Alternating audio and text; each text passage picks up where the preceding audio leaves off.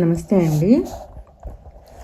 ఇప్పుడు శంకరాచార్యుల వారు రచించిన అర్ధనారీశ్వర స్తోత్రం అర్థాన్ని తెలుసుకుందాము. ముందుగా స్తోత్రాన్ని చదువుతానండి. చాంపేయ గౌరార్ధ శరీరకాయై కర్పూర గౌరార్ధ శరీరకాయ ధమ్మిల్లకాయై చ జటాధరాయ నమః శివాయై చ నమః శివాయ. కస్తూరికా కుంకుమ చర్చితాయే చితారజ పుంజ విచర్చితాయ కృతస్మరాయై వికృతస్మరాయ నమః శివాయై చ నమః శివాయ. జనత్వనత్ కంకణ నూపురాయై పాదాబ్జ రాజత్వని నూపురాయ హేమాంగదాయై భుజగాంగదాయ నమః శివాయై చ నమః శివాయ. విశాల నీలోత్పల లోచనాయై వికాసీ పంకేరుహలోచనాయ సమేక్షణాయై విషమేక్షణాయ నమః శివాయై చ నమః శివాయ. మందారమాలా కలితాలకాయై కపాలమాలాంకిత కందరాయ దివ్యాంబరాయై చ దిగంబరాయ నమః శివాయై చ నమః శివాయ. అంబోదర శ్యామల కుంతలాయై తటిత్ ప్రభా తామ్ర జటాధరాయ నిరీశ్వరాయ నిఖిలేశ్వరాయ నమః శివాయై చ నమః శివాయ. ప్రపంచ సృష్ట్యుముఖలాస్యకాయై సమస్త సంహారక తాండవాయ జగజ్జనన్యై జగదేకపిత్రే నమః శివాయై చ నమః శివాయ.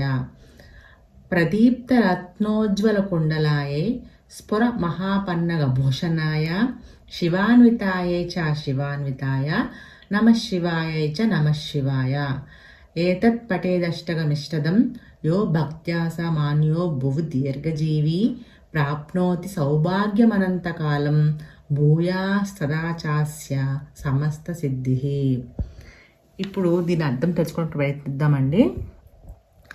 చాంపేయ గౌరార్ధ శరీరకాయ అంటే అమ్మ శరీరము సంపెంగ పువ్వు వలె ఎర్రనైన అర్ధ శరీరం గలది. కర్పూర గౌరార్ధ శరీరకాయ అంటే నాన్న శరీరము కర్పూరం వలె తెల్లనైన అర్ధ శరీరం గలవాడు శివయ్య. దమ్మిల్లకాయై అంటే అమ్మ కొప్పు ధరించింది. జటాధరాయ అంటే జటాజూటం గలవాడు నాన్న. నమః శివాయై శివాయ అంటే అమ్మ, నమః శివాయ నమః శివాయ అంటే నాన్న. అమ్మ నాన్నకు నమస్కారము. కస్తూరికా కుంకుమ చర్చితాయే అమ్మేమో కస్తూరి కుంకుమలను శరీరంపై పూసుకున్నారు. చితారజ పుంజ విచర్చితాయ నాన్నైతే చితిలోని భస్మంని ఒళ్ళంతా పూసుకున్నారు. కృతస్మరాయే అమ్మ మన్మధుని బ్రతికించింది. నాన్న మన్మధుని సంహరించారు కదండి, అతన్ని తిరిగి పార్వతీదేవి బ్రతికించింది. వికృత స్మరాయ నాన్నేమో మన్మధుని సంహరించిన వాడు నాన్న. నమః శివాయ చ నమః శివాయ.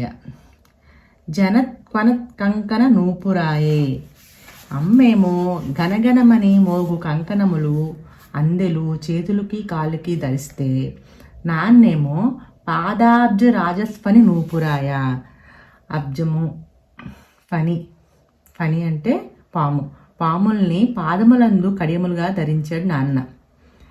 హేమాంగదాయే బంగారు భుజకీర్తులు ధరించిన అమ్మ. భుజగాంగదాయ భుజగము అంటే పాము పాములను కేయూరములుగా ధరించాడు నాన్న. నమః శివాయ చ నమః శివాయ. శివాయ అంటే చెప్పాను కదండి పార్వతీదేవి, శివాయ అంటే శివుడు. విశాల నీలోత్పల లోచనాయే విశాలమైన నల్లని కలుగుల వంటి కన్నులు గల అమ్మ. నాన్నేమో వికాసీ పంకేరుహ లోచనాయ వికసించిన ఎర్ర తామరల వంటి కన్నులు గల నాన్న. సమేక్షణాయే అమ్మ కళ్ళు రెండు కళ్ళు అందంగా ఉంటాయి. విషమేక్షణాయ నాన్నకి మాత్రం 3 కన్నులు. నమః శివాయ చ నమః శివాయ. మందారమాల కలితాలకాయై మందారమాలను జుట్టులో కుర్లలో అలంకరించుకున్న అమ్మ. నాన్నేమో కపాలమాలాంకిత కందరాయ మెడలో కపాలమాలని అలంకరించుకున్నారు. దివ్యాంబరాయే దివ్య వస్త్రములను ధరించింది అమ్మ. దిగంబరాయ నాన్నేమో దిగంబరుడు. నమఃశివాయ చ నమఃశివాయ. అంబోదర శ్యామల కుంతలాయే మబ్బు వంటి నల్లని కేశములు కలది అమ్మ. తటిత్ ప్రభాతామ్ర జటాధరాయ నాన్నదేమో మెరుస్తున్న రాగిరంగంట జటాజటము గలవాడు నాన్న. నిరీశ్వరాయే తనకంటే గొప్పవారు లేని అమ్మ.